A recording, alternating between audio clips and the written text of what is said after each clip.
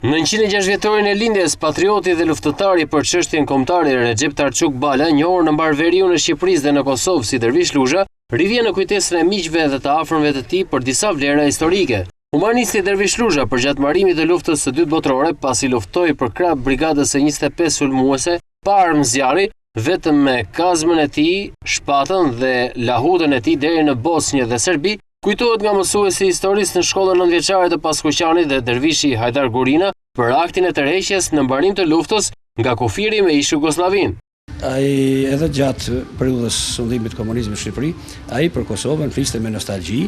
ishte një nga ata partizan që luftuan për shërimin e saj, pavarësisht pabesive që bëri regjimi slavo-komunist shovinist serb. I njohur si ikon e Tropojës dhe mbar rajonit të Gjakovës, Dervish Lusha shënohet në historikun e zhvillimit të zonës si hidrologu i parë që përcaktoi vendodhjen e shumë burime ujore si diga e hidrocentralit të Fierzës dhe proji i Mollarekës. Dervishi ishte i prirur dhëntie të madhit Zot për të merrej me ujë, për gjetjen e burimeve të ujit, aty ku ishte një vend i thatë që nuk njihej për ujë,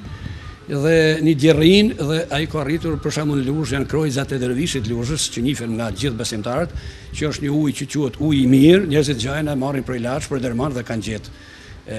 qetësi. Dervish Lusha vuhet i për ndjekjen si klerik alevian nga diktatura komuniste pavarësisht kontributeve në luftën nacional çlirimtare. Në librin dedikuar veprës së tij nga Nurettin Lushaj, thuhet se në vizionin e Dervish Lushës gjithmonë ka qenë bashkimi kombëtar dhe se për Kosovën martire është parashikuar prej tij lufta e vitit 1999 dhe fitoria e ushtrisë çlirimtare të Kosovës.